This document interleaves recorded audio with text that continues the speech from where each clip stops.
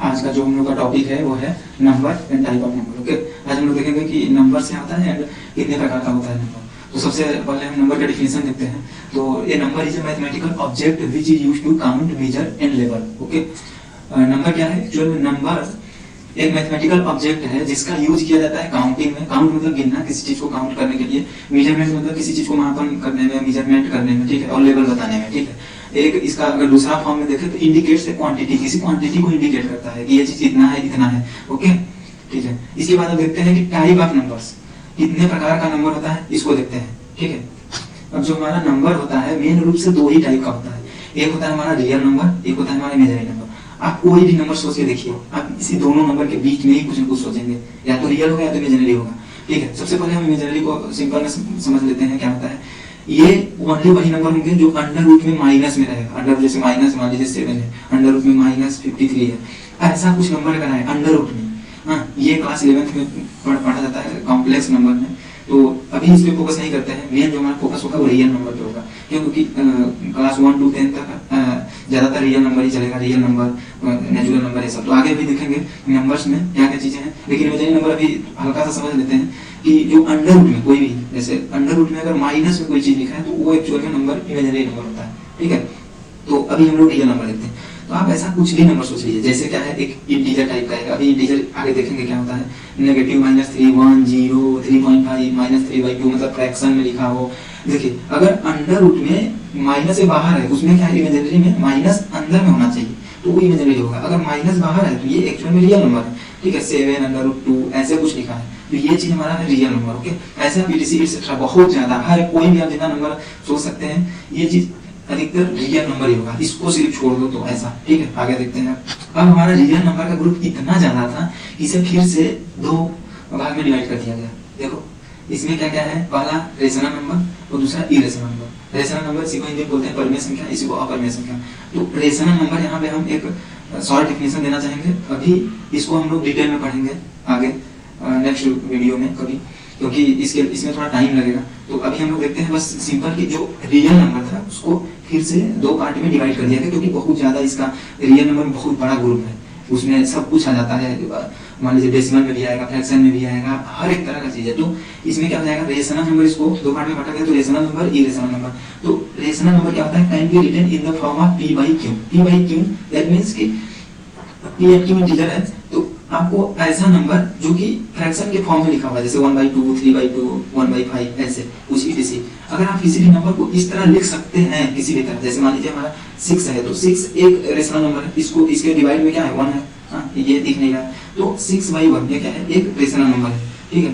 तो irrational number क्या होगा, can not be written in the form of p/q। ऐसा नंबर जिसे हम लोग p/q के फॉर्म में नहीं लिख सकें। p एंड q क्या है, इंटीजर है, तो उसे क्या बोलेंगे, इरेशनल नंबर। एग्जांपल जैसे क्या है, simple √2, √3, √5, √4 is a rational number. क्यों? क्योंकि इसका एक्चुअल में जब इसे सॉल्व करोगे तो 2 आएगा बाहर निकल के, ठीक है।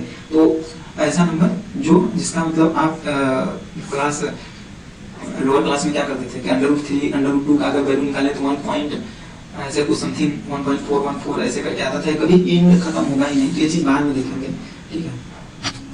अब हम लोग थोड़ा सा नोट देखते हैं। नोट में एक्चुअल में ये जो कॉम्प्लेक्स नंबर होता है, ये हम लोग क्लास 11th में पढ़ा जाता है। तो जो मैथमेटिक्स पढ़ते होंगे क्लास 11th में पढ़ा जाता है। तो इसके दो पार्ट होते हैं, एक रियल नंबर, इमेजिनरी नंबर। तो ऐसे ही नंबर दो टाइप का होगा, एक रियल, इमेजिनरी। उसमें दोनों मिक्स होता है तो उसे कॉम्प्लेक्स नंबर बोल दिया जाता है। इसमें रियल भी होता है, इमेजिनरी होता है, तो उसे कॉम्प्लेक्स नंबर बोल दिया जाता है।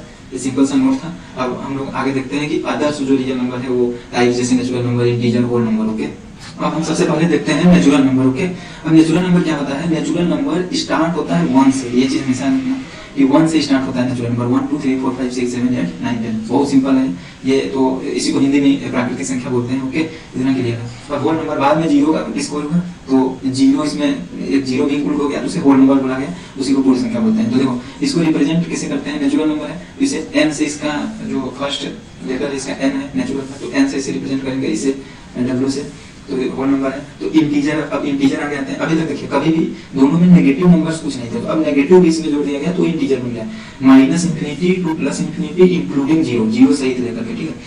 तो माइनस, जैसे -∞, -99, -100, इस टाइप के नंबर, मतलब पॉइंट में नहीं होना चाहिए कि 1.2, इस टाइप के नंबर नहीं। माइनस में सीधा सीधा ऐसा समझिए, -5 -4 -3, मतलब एकदम पूरा काउंट। तो ऐसे जीरो भी ले लीजिए, 1 2 3 4 5 6, इसे रिप्रेजेंट करते हैं या तो आई से इंटीजर, या तो इसे जेड से भी रिप्रेजेंट करते हैं, क्योंकि ये जेहलन वर्ड से आया है पूर्णांक। तो ये क्या है, इसमें देखिए एक और इम्पोर्टेंट चीज है कि इंटीजर के अंदर ही नेचुरल नंबर भी है, और इसी के अंदर भी यहाँ से अगर उठा कर देख लें तो ये होल नंबर भी है। तो ये दोनों लाई करता है इसके अंदर, इंटीजर के अंदर, ठीक है। अब हम लोग देखते हैं even numbers and odd numbers. Okay, even numbers वो नंबर्स होते हैं जो कि 2 से डिविजिबल होता है, बहुत ही सिंपल है, इसमें कुछ नहीं। वो नंबर्स जो 2 से डिविजिबल है, सिंपली उसका पूरा भाग चला जाए, वो इवन नंबर्स है। जैसे 0 एक इवन नंबर है, क्यों? क्योंकि 0 में तो किसी से भाग चला जाएगा, 2 से आप देख लीजिए, 2 से इसमें डिवाइड करिए तो ये 0 आ जाएगा, 0 यहाँ, ये रिमाइंडर क्या होगा 0, तो 2 से भाग चला गया, तो 0 एक क्या है, एक इवन नंबर है, 0 2 4 ऐसे ही पूरा बढ़ता चला जाएगा इनफिनिटी तक, ठीक है। तो कोई भी नंबर अगर 2 से डिविजिबल है तो क्या हो जाएगा, इवन नंबर है, ठीक है। अब ऑड नंबर क्या है, इसी को हिंदी में विषम संख्याएं बोलते हैं। तो ये नॉन डिविजिबल बाई 2, बस 2 से डिविजिबल ना हो, और किसी से हो चलेगा, 2 से डिविजिबल ना हो, जैसे बस 2 से डिविजिबल ना हो तो वो ऑड नंबर होगा। तो जैसे 0 है क्या है, इवन नंबर है, तो 1 हो गया, 3 हो गया, 5 हो गया, 7 हो गया, इस तरह के नंबर 1 3 5 7 9 11 13 इस तरह से पूरा इनफाइनाइट तक चले जाइए, तो ये क्या हो जाएगा, ऑड नंबर। अब जो है हम लोग देखते हैं next composite and prime number देखेंगे। सबसे पहले कंपोजिट नंबर देखते हैं। तो कंपोजिट नंबर क्या होता है, कंपोजिट नंबर, इसको ध्यान से देखिए, it has more than 2 factor. इसका मतलब क्या है कि इसके पास 2 से ज्यादा फैक्टर होंगे, ठीक है। फैक्टर्स क्या है, फैक्टर्स आप जैसे ये निकालते हैं, जैसे मान लीजिए हमको 18 का फैक्टर निकालना है, तो क्या करते थे, 2 से 9 फिर 3 मतलब 3 3 1, ठीक है। ये इसका ऐसे फैक्टर होता था 2 into 3 into 3, ये हमारा इसके तीन फैक्टर आ गए। तो ऐसे ही अब समझिए, ये 2 से मोर देन फैक्टर क्यों, मोर देन 2 फैक्टर क्यों हो रहा है, देखो क्यों, क्योंकि एक तो 1 किसी भी नंबर का 1 तो एक फैक्टर होगा ही होगा, 1 से हर एक नंबर डिविजिबल होगा, और इटसेल्फ खुद से भी वो नंबर डिविजिबल होगा, तो खुद से और एक से, तो 2 तो हर नंबर में होगा ही होगा उसका फैक्टर। अब उसके अलावा किसी से ये डिविजिबल होना जरूरी है, तब जाके वो कंपोजिट नंबर होगा। जैसे कोई एग्जांपल लेते हैं, जैसे मान लीजिए हमारा 14 है, तो 14 क्या है, 14 का 1 तो एक ऑलरेडी होगा ही, 1 से तो डिविजिबल होगा ही ये 14, और हमारा 14 से भी डिविजिबल होगा, ये 2 तो हर एक नंबर के लिए ये तो होगा ही, 1 इन इटसेल्फ फैक्टर होगा ही। इसके अलावा भी ये डिविजिबल है 2 and 7, ठीक है। तो ये इसके मोर देन 2 फैक्टर होंगे, 1 2 3 ऐसे इसके मोर देन 2 फैक्टर होंगे, ठीक। तो ये क्या हो जाएगा, एक कंपोजिट नंबर होगा। अगर ओनली 2 फैक्टर ही हुए, अगर किसी और तीसरे फैक्टर से नहीं डिविजिबल है, तो इसका मतलब वो प्राइम नंबर होगा। इसको देख लेते हैं, प्राइम नंबर क्या होता है, देखते हैं। प्राइम नंबर्स क्या होगा कि it has only 2 factor, okay, इसके पास केवल 2 ही फैक्टर होंगे, 1 इन इटसेल्फ, ये हर नंबर का जो भी होगा। जैसे एग्जांपल क्या है, 2 से स्टार्टिंग है, अभी हम बताएंगे कि 1 and 0 क्यों ना तो प्राइम नंबर है ना तो कंपोजिट नंबर है, क्यों नहीं है, इसका भी आगे देखते हैं हम लोग। तो अभी देखो 2 से स्टार्ट होगा, क्यों, क्योंकि 1 and 0 अभी छोड़ दो, ना तो प्राइम नंबर है ना तो कंपोजिट नंबर है, ये 2 से स्टार्ट होगा। 2 एक ऐसा इकलौता प्राइम नंबर है जो कि इवन है, नहीं तो सब ऑड ही मिलेंगे आपको आगे। तो प्राइम नंबर से होंगे जो कि ओनली 2 फैक्टर होंगे, जैसे 5 है तो ये या तो 1 से डिविजिबल होगा या तो 5 से, इसके अलावा किसी और से डिविजिबल नहीं होगा। 11 हो गया तो ये या तो 1 से डिविजिबल होगा या तो 11 से खुद से, 1 इन से, इसके 2 ही फैक्टर आएंगे। ऐसा इसका मतलब है कि किसी तीसरे मतलब 1 and itself के अलावा किसी तीसरे नंबर से ये डिविजिबल नहीं होगा, ठीक है, ऐसा समझिए। अब को प्राइम नंबर आ जाता है, को प्राइम नंबर को देख लेते हैं। को मतलब होता है हिंदी में सह प्राइम मतलब अभाज्य, तो सह अभाज्य नंबर मतलब साथ में ये अभाज्य होंगे, मतलब कि ये दोनों कभी भी साथ में किसी नंबर से नहीं डिविजिबल होंगे, ठीक है। तो उसका एचसीएफ ऑटोमेटिक 1 आएगा, मतलब कि वहां से जो होता है 1 आएगा। तो जैसे एग्जांपल देख लेते हैं, 4 and 7 1 है, 4 and 9 तो को प्राइम नंबर, क्यों, क्योंकि इसका एचसीएफ 1 है, ठीक है, 4 and 9 का। ऐसा नहीं है कि ये साथ में किसी नंबर से कटेगा नहीं, साथ में दोनों, ठीक है। अकेला अकेला देखा जाए तो ये क्या हो जाएगा, सिंगल सिंगल देखोगे तो ये कंपोजिट नंबर, देखिए कंपोजिट नंबर, लेकिन दोनों को साथ में देखेंगे तो को प्राइम नंबर है, ओके। तो को प्राइम नंबर हमेशा साथ में ही देखा जाएगा।